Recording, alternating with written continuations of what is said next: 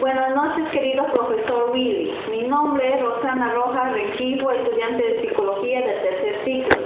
En estos momentos voy a exponer sobre el cerebro y con las áreas de Brockman. En primer lugar, el cerebro se divide en dos hemisferios, el hemisferio izquierdo y el hemisferio derecho. También el cerebro se divide en lóbulo frontal, occipital, parietal y temporal.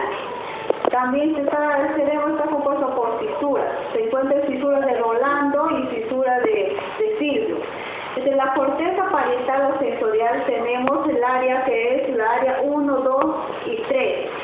Es una área somestésica o área que forma el giro post-rolándico. Una lesión en esta área se pierde todo tipo de sensibilidad en las zonas contrarias del cuerpo. Después tenemos la área 5 y 7. Es una área sensitiva secundaria. Se denomina área psicosomestésica. Está ubicado detrás del giro postcentral, en pleno lóbulo. Una lesión o daño puede producir ataxia óptica, incapacidad de dirigir movimientos hacia un objeto que se ve con claridad.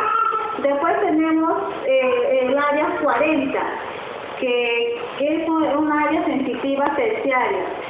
Produce la integración de la información.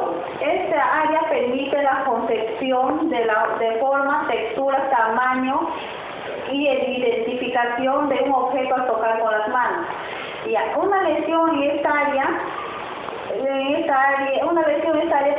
produce agnosia táctil junto con el área 39, es el giro angular. Una lesión hace que el enfermo no reconozca parte de su cuerpo propio.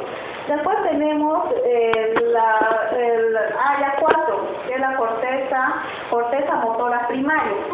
Se localiza en el giro presental. Es una área de proyección controla la motricidad voluntaria. Una lesión en esta área produce parexia intralateral, flacidez y reflejos. Lesión puede causar dificultades como epilepsia, parálisis de los miembros afectados. Después tenemos la corteza frontal premotora, que es la área 6. Área premotora. Se denomina área motora suplementaria o área motora extrapiramidal. Es una área de transmitir las ganas de ejecutar movimientos. Su función es almacenar programas de comportamiento, motor, organización, movimiento que se originan en los estímulos visuales, táctiles y auditivos. Una lesión en esta área produce apraxia, dificultad para ejecutar movimientos, como por ejemplo caminar. Después tenemos la corteza, que es el área, corteza prefrontal, que es la 9, la 10, que está en esta parte, 9, 10, 11 y 12, es la corteza prefrontal, muy desarrollada en el hombre. Se relaciona con los procesos mentales como el juicio, la voluntad o el razonamiento. Daños es la incapacidad que produce es la incapacidad en la toma de decisiones o efectos similares a los retrasos mentales. Una lesión bilateral, cambios permanentes en la personalidad del individuo. Después tenemos en la área 23, 24, 29, 30, 35 y 28 es la área límbica. Es giro del cíngulo, el istmo del giro. Presenta estratégicas de comportamiento relacionadas con los instintos y emociones y comprende una serie de estructuras del corte que rodea el hilo del hemisferio. También parte del sistema límbico. El límbico anillo es mesocórtex. Después tenemos las áreas corticales relacionadas con el lenguaje.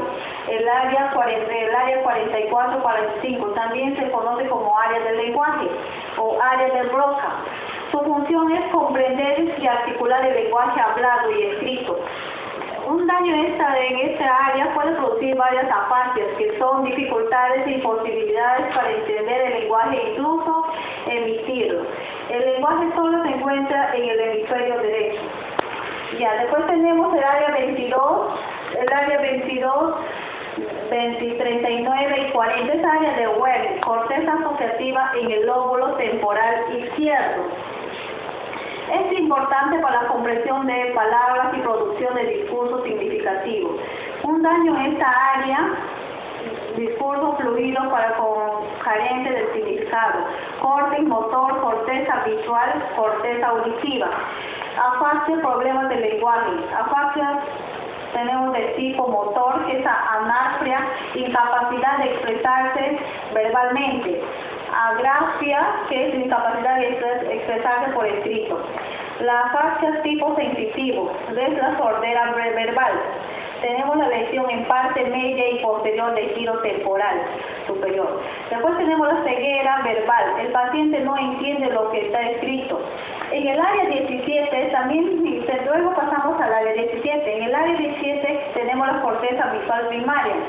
Su función es funcionar la información que viene de ambos ojos, visión bicular, y analizar la información respecto a la orientación, estímulos en el campo visual. Una lesión en esta área produce ceguera completa de una zona del campo visual. Después pasamos al área 18, 19. Es la corteza visual secundaria. También se conoce como psicovisual. Su estimulación evoca alusiones visuales realistas. Daños en esta área produce efectos variados, incapacidad para reconocer rasgos familiares. También una lesión también la incapacidad para comprender los símbolos y expresar es fundamental para la comprensión de una imagen visual. Después pasamos al área 41, quizá en esta parte 41 y 42, la corteza auditiva primaria.